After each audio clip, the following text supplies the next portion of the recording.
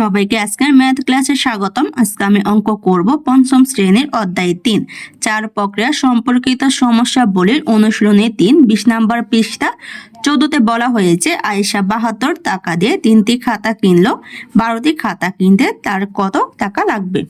এখানে দেওয়া হয়েছে আয়েশা 72 টাকা দিয়ে কয়টি খাতা কিনেছে, 3টি খাতা। আর বের করতে বলা হয়েছে 12টি খাতা কিনতে তার কত টাকা লাগবে।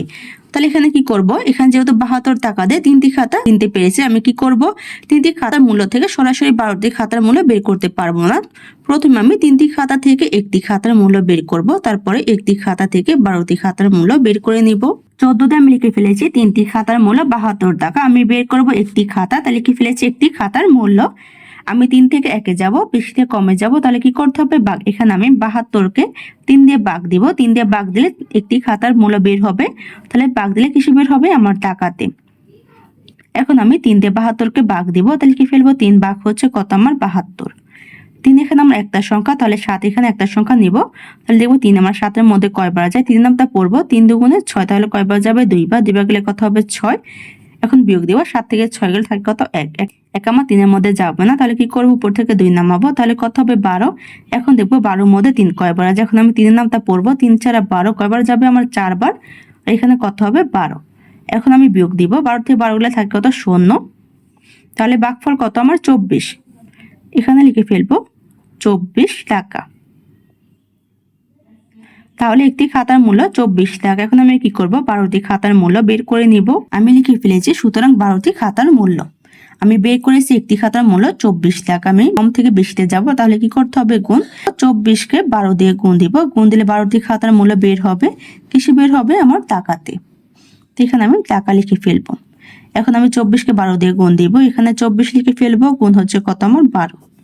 2 2 উপর সবগুলো সংখ্যা গুণ দিব, 4 দুগুণে 8, 2 দুগুণে 4, 8 যে 0 বসাবো, 1 2 উপর সবগুলো সংখ্যা গুণ দিব, 4 1 4, 2 1 2। এখন যোগ দিয়ে নামাবো, 0 সাথে 8 যোগ দিলে 8 এর 8, 4 সাথে 4 যোগ দিলে 8, 2 এর 2, তাহলে কত হয় 288।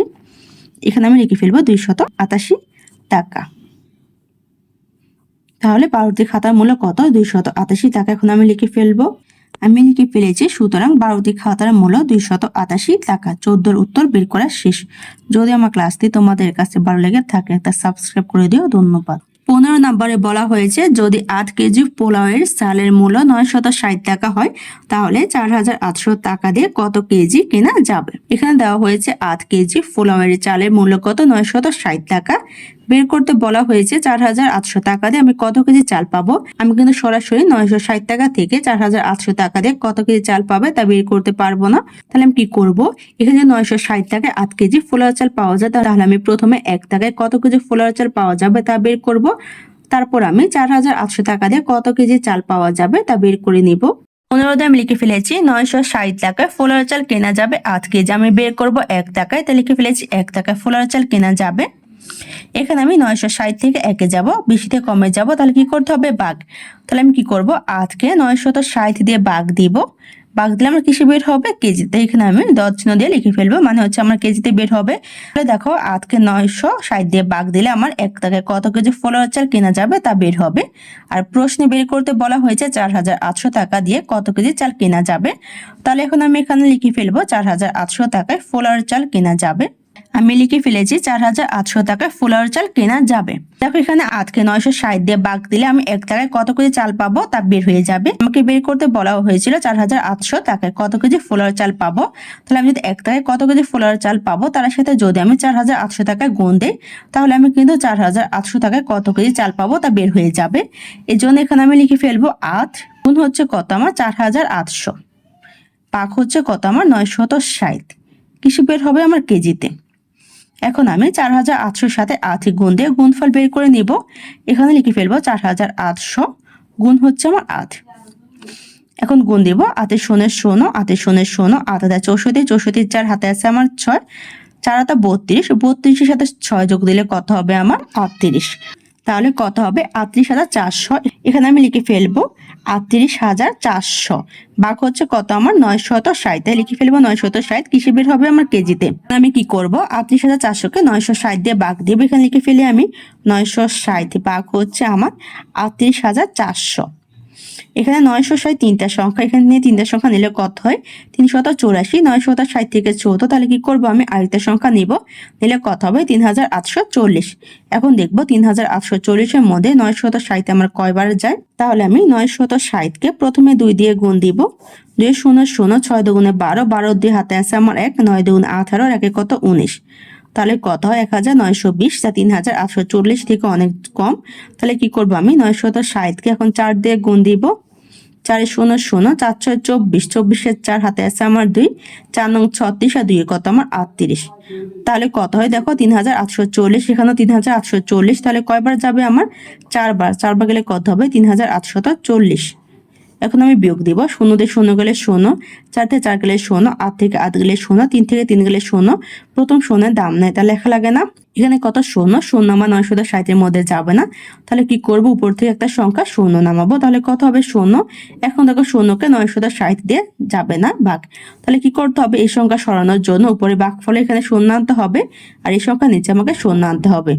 এখন বিয়োগ দিব, 0 থেকে 0 বিয়োগ দিলে 0, তাহলে ভাগফল কত 40। তাহলে এখানে কত হবে আমার 40 কেজি।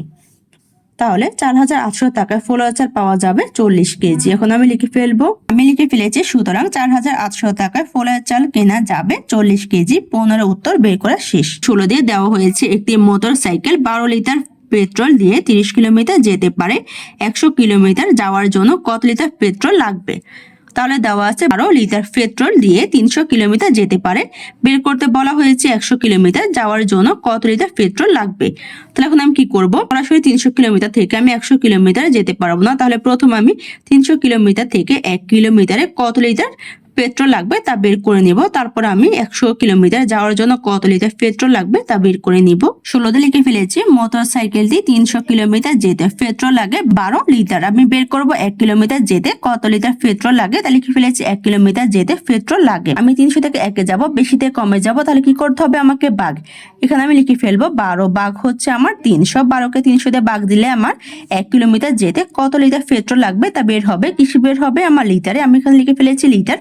তাহলে 12 কে 300 দিয়ে ভাগ দিলে 1 কিলোমিটার যেতে কত পেট্রোল লাগে তা বের হবে। আর আমাকে প্রশ্নে বের করতে বলা হয়েছে 100 কিলোমিটার যাওয়ার জন্য কত লিটার পেট্রোল লাগবে।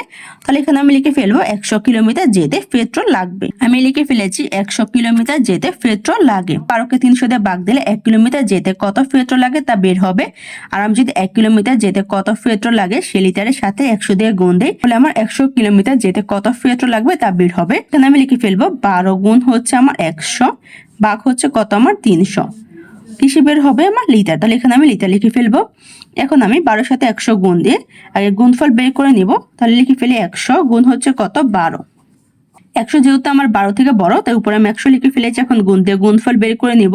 2 দিয়ে উপরে সবগুলো সংখ্যা গুণ দিব। 2 0 0, 2 0 0, 2 কে 2, 0 0 বসাবো। 1 দিয়ে উপরে সবগুলো সংখ্যা গুণ দিব। 1 0 0, 1 0 0, 1 1 1। এখন যোগ দিয়ে নামাবো 0 0 0 0, 2 2, 1 1। তাহলে কত 1200। এখানে লিখে ফেলবো আমি 1200, ভাগ হচ্ছে কত আমার 300।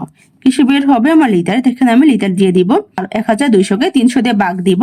এখানে লিখে ফেলবো 300, ভাগ হচ্ছে আমার 1200। 300 এখানে তিনটা সংখ্যা, এখানে তিনটা সংখ্যা নিলে কত হবে 120। 300 থেকে ছোট যাবে না, তাহলে আমি আরেকটা সংখ্যা নেব, নিলে কত হবে 1200। এখন আমি দেখবো 1200 এর মধ্যে 300 কয়বার যাবে। তাহলে আমি 300 কে প্রথমে 2 দিয়ে গুণ দিব। 2 0 0, 2 0 0, 3 দুগুণে 6, কত হয় 600, যাবে না। তাহলে এখন আমি 300 কে 4 দিয়ে গুণ দিব। 4 0 0, 4 0 0, 3 ছাড়া কত 12। তাহলে 4 বার গেলে কত হয় 1200। তাহলে কয়বার যাবে আমার 4 বার। 4 বার গেলে হবে 1200। বিয়োগ দিব 1200 থেকে 1200 বিয়োগ দিলে 0। তাহলে ভাগফল কত 4। এখানে আমার কত হবে 4 লিটার। 100 কিলোমিটার যেতে পেট্রোল লাগে 4 লিটার। এখন আমি লিখে ফেলবো, আমি লিখে ফেলেছি, সুতরাং 100 কিলোমিটার যেতে পেট্রোল লাগে 4 লিটার। 16 উত্তর বের করা শেষ। আজকে ক্লাসটি এখানে শেষ। সবাইকে দেখার জন্য ধন্যবাদ। যদি আমার ক্লাসটি তোমাদের কাছে ভালো লেগে থাকে একটা সাবস্ক্রাইব করে দিও। ধন্যবাদ।